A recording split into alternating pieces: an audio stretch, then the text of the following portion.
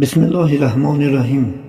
به نام خدایی که جان آفرید، حکیم سخن اندر زبان آفرید. اما بعد، السلام علیکم و رحمت الله و برکاته. درباره استغفار گفتن یعنی طلب مغفرت کردن.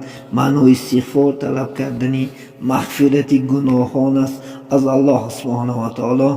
رسول الله صلی الله علیه و سلم بسیار حدیث افتاده. در یک حدیث مبارکشون رسول الله گفتن که شخص بسیار استغفار گوید، الله برای همین بنده از هر غم و درد، از هر تنگی ها و از هر مشکلی ها همان بنده رو انشاءالله خلاص میگرداند و یاردن میکند و رزقی او را از جای گمان نکرده باشد انشاءالله میرساند.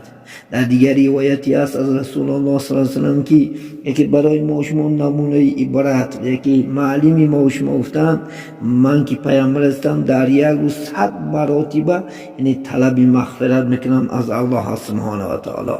یک شخص نزد حسن بصری آمد و از یعنی خشکی و از بی‌حالتی و از تنگی زندگی شکایت کرد.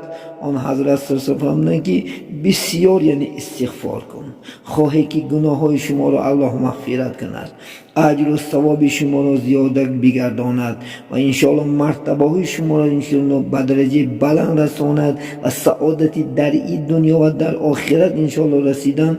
باید که ما شما بسیار طلبی چی استغفار کنیم. السلام علیکم و رحمت الله و برکاته.